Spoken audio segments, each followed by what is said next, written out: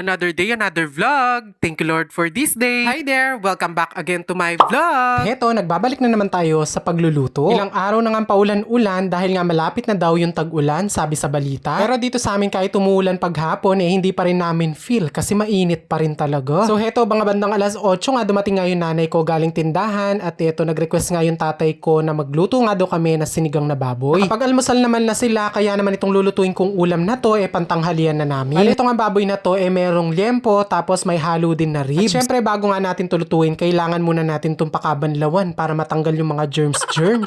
Itong baboy nga na to kanina buo yan, pero pinaghihiwa ko na at hindi ko na nga na-videohan. Hindi ko na nga gano'ng pinakalit yung hiwa dahil yung iba nga buto-buto lang. Aminin nyo man at hindi, sa sinigang na baboy masarap talaga yung buto-buto. Bali 3 beses ko nga pala itong pinakabanlawan para sigurado nga malinis. Alam nyo ba yung mga ulam na may sabaw, ganyan, perfect na perfect talaga to, lalo na kapag malamig at tag-ulan. Totoo lang, napakasarap kasing humigop na mainit na sabaw, lalo na kapag pumapatak yung ulan sa bubong, ganyan. So heto, after ko nga mabanlawan yung karne, sinunod ko naman balatan dito yung mga gabi na gagamitin natin. Favorite ko rin kasi to sa sinigang, lalo na kapag malambot na malambot yung gabi tapos lulusawin siya sa kanin. At after ko nga mabalatan yung mga gabi, heto, hinugasan ko na muna lahat ng sangkap na gagamitin ko para mahiwa ko na din yung iba. Sa pagluluto nga ng ating sinigang, syempre gagamit tayo dito ng okra at mga siling haba. Yung mga gabi nga pala na binalatan natin kanina, hinugasan ko na rin para mamaya sasabay ko na din sa pagpapakulo ng karne. Pagluluto ko nga ng sinigang na baboy, hindi mawawala yung kamatis para nga maganda yung kulay ng ating sabaw. Alam nyo ba na kapag yung sinigang wala siyang kulay, feeling ko talaga napakalungkot niya.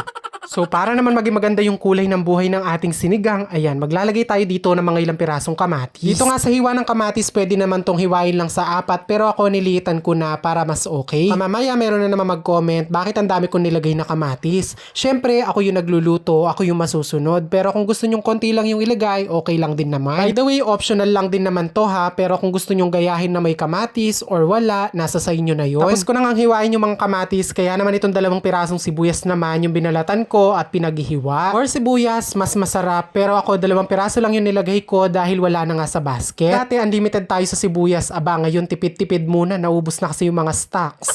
Dito nga sa kasirola, ayan, naglagay ako ng konting mantika, tapos inilagay ko na dito yung sibuyas. Hinalo-halo ko lang ng very light at ayan, nilagay ko na din dito yung pinaghihiwaan natin kanina na kamatis. Pagkalagay nga nung kamatis, bali hahaluin lang natin na haluin hanggang medyo malanta na nga ito. So heto nga pagluluto natin na sinigang na baboy, medyo iba dun sa nakasanayan natin. Kami kasi dati kapag nagluluto na sinigang na baboy, ang ginagawa namin pakukuluan muna namin yung karne, lalagyan ng asin hanggang sa lumambot. Pero dahil nga meron akong napanood na ibang way ng pagluluto ng sinigang, ayan, ginaya ko, baka mas masarap, diba? Kung naaalala nyo nga dati ay nagluto ako ng sinigang na bangus, pero ang ginawa ko ay ginisa ko at masarap nga yung kinalabasan. So syempre kung pwede sa bangus, malamang pwede rin to sa baboy. Tsaka ang kainaman nga kapag ginigisa natin yung mga sinigang natin, kumakapit na din kasi yung lasa do sa pinakakarne. At itong luto naman na to, na-try ko na din naman once. Kaya lang naman ngayon, video ko na para naman at least may share ko din naman sa inyo. Kaya naman sa lahat na nakapag-try ng sinigang na baboy na ginisa nila, comment down below, nasarapan ba kayo? Syempre, kung hindi kayo nasarapan, abay Diyos ko, hindi ko nagagawin to pa si Bayo.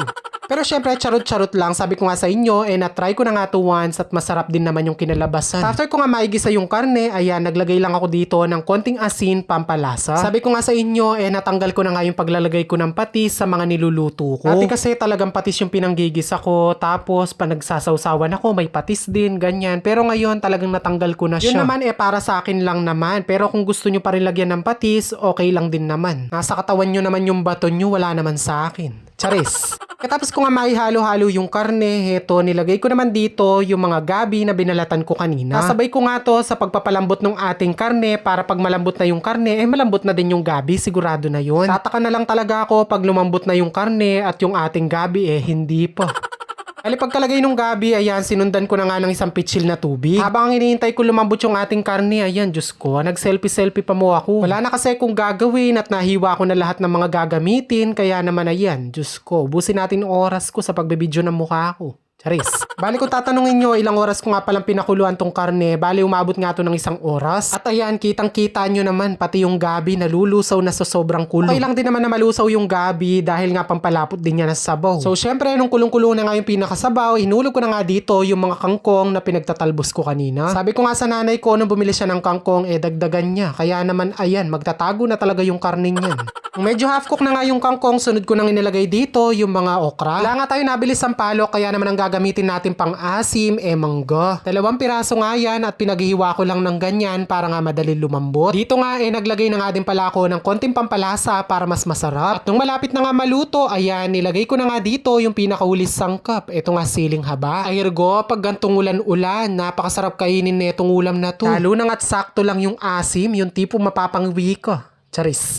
At alam nyo ba, buti na nga lang nga meron kaming kanin lamig. Ayan, kaya naman binuhos ko na lang dito yung ulam ko. O diba, nakamenos pa tayo sa kasangkapon. Kaya naman kung wala ka pa naiisip ulamin ngayon or sa mga susunod na araw or bukas, ayan, pwede mo nang panoorin tong video na to at yan na lang yung ulamin mo. Ay, isa lang ang sigurado, lalabas lahat ng cholesterol mo sa katawan, lalo na't mainit yung sabaw. Well, anyway, that's it muna for today's video. Thank you for watching and see you again on my next vlog. God bless everyone. Bye!